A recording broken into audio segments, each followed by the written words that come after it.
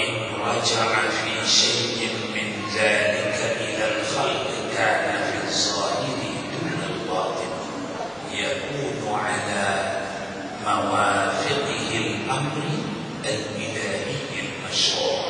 Kalaupun bercakap, ini langkah keempat.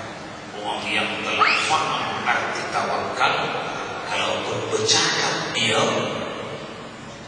terhadap orang lain, kenapa tak berhasilan awak ni?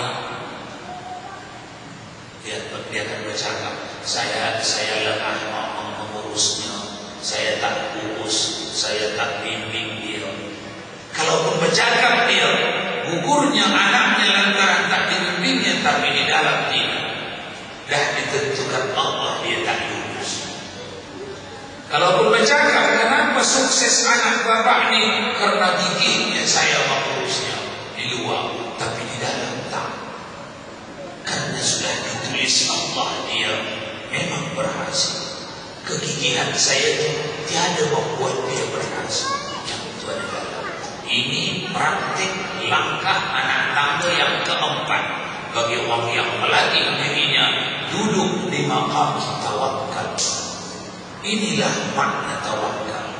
Bukan tawakal orang yang menafikan ikhtiar, tapi bukan juga tawakal orang yang berfokus hanya kepada ikhtiar. Ikhtiar satu perintah Allah yang wajib dijalankan. Bila dah dijalankan, ada kalanya di penghujung sudah dijalankan, ada kalanya didatangkan Allah hasil, ada kalanya tidak. Kalau didatangkan Allah hasil, bukan ikhtiar yang membuat berhasil. Kalau tiada didatangkan Allah hasil, bukan ikhtiar juga yang menggagalkan hasil.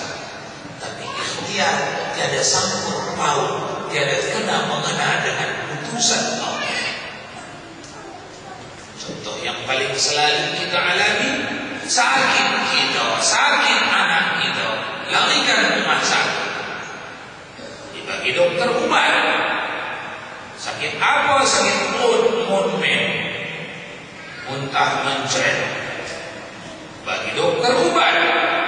Dari sekian orang mudmen, 10 orang sehari mudmen dibagi dokter ubat yang sama. Adakah semua sekali sembuh? Ada yang sembuh sehari, sembuh 2 hari, ada 3 hari baru sembuh. Ada yang tak sembuh lagi, teruk lagi, bawa ke rumah sakit lain. Maukah kita berkata dokter ingin sembuh? Allah datangkan penyakit, kita berjalan dengan ikhtiar kita. Ada kalanya setelah kita jalankan ikhtiar, didatangkan Allah kesembuhan. Ada kalanya setelah kita jalankan ikhtiar, dihentikan Allah, tiada sembuh, malah mati. Maukah kita berkata bahawa ikhtiar kita memberi bekas? Inilah tawakal. Lepas dijalankannya ikhtiar sekuatnya, dia pun berserah. Ya Allah, aku tahu ikhtiar sekuatnya dah kujalankan. Dan aku tahu ikhtiar ini tak membuat apa-apa. Yang membuat apa-apa, apa yang telah engkau tetapkan dalam ilmu-Mu, ya Allah. Kembalilah orang mukmin ke rumahnya dengan tersenyum dan santai. Tiada pening kepalanya, tiada stres dia. Tawakal yang sebenar. Sampai di situ dulu. Apabila ada soalan, dipersilakan. Assalamualaikum warahmatullahi wabarakatuh. Waalaikumsalam. Pak Ustaz, yang Bapak Ustaz kali ini kepada saya masih melayang-layang. Iya. Kalau bisa Bapak tambahkan masa layangnya, hubungannya. Tuhan kan mengatakan Tuhan tidak akan merubah nasib seseorang kalau seseorang itu tidak mau merubah nasibnya. Sekian, terima kasih. أعوذ بالله من الشيطان الرجيم إن الله لا يغير ما بقوم حتى يغيروا ما بأنفسهم. Allah tidak ubah nasib sesuatu kaum sehingga kaum itu mengubah nasibnya. Ayat ini ayat syariat, ayat fikih yang wajib kita pelajari ini 3: fikih, tauhid, akhlak. Fikih, tauhid, akhlak. Karena sama wajibnya ini maka dipanggil yang ketiga, yang tiga-tiga ini fardhu ain, kewajiban yang utuh bagi setiap pribadi mukmin. Ayat ini kalau salah bikin tempat, ayat syariat diletak di hakikat, maka beninglah kembali. Ayat ini ayat syariat, artinya Allah tidak ubah nasib sesuatu kaum sehingga kaum itu berusaha mengubah. Apa artinya? Syariatnya nampak, dah sakit kita ni. Syariatnya memang sebab berlarilah kita ke rumah sakit, kita cari dokter yang ahli, diperiksanya kita, ditulisnya resep, kita beli resep, makan semua. Itulah syariat. Lari kita ada, ahlinya dokter ada, cepatnya kita beli resep tadi kita makan ada, istirahat total kita semua. Ini satu dimensi pandangan terhadap kesembuhan.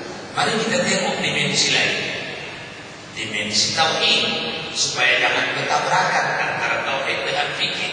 Yang kita baru tengok ini dimensi fikih.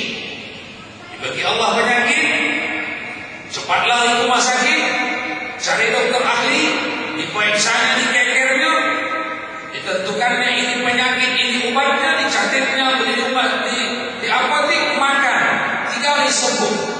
Satu dimensi.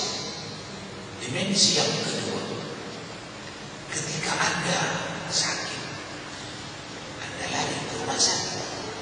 Lari pakai apa? Pakai apa lari? Pakai kendaraan. Untuk mengendalikan kendaraan Anda supaya sampai rumah sakit, bukan sampainya ke longkang, apa yang awak buat? Anda telah melibatkan, menggunakan akal sehat Anda, menggunakan mata, menggunakan tangan, kaki, menggunakan segala kehati-hatian sehingga Anda dengan selamat sampai rumah sakit. Untuk mencakapkan kepada dokter bahawa Anda sakit, sekali lagi Anda telah menggunakan suara, cakap, mata, mulut. Mendapat resep dari dokter, sekali lagi Anda telah menggunakan suara, mulut, tangan, kaki, pergi ke apotek. Teruslah begitulah terus. Yang kesemuanya itu awak tak buat sendiri, tapi dibagi secara cuma-cuma oleh Allah. Ini wilayah tauhid. Jangan nafikan ini, sebab orang yang menafikan ini hanya orang yang berpura-pura bodoh. Karena sebenarnya sebodoh-bodoh orang tahu itu kalau dia tak buat sendiri mata dia. Kalau dia tak buat sendiri akal sehat dia. Tidak diperlukan sarjana berlama-lama untuk paham itu, bahawa orang tak buat akal sendiri, mata sendiri, kaki sendiri, tak, semua dibagi Allah. Dengan pemberian Allah disampaikan rumah sakit. Dengan pemberian Allah itulah kita makan obat. Dengan semua pemberian Allah telah kita kerjakan tugas kita. Yang tanpa diberinya tak ada apa pun yang dapat dikerjakan. Ini wilayah tauhid. Maukah kita berkata bahawa ini kehebatan kita, kesigapan kita, kecepatan kita, yang Allah di mana? Maka dalam tauhid, apa yang disebut dalam ayat tadi, Allah tidak ubah nasib sesuatu kaum sehingga kaum itu berusaha untuk mengubah.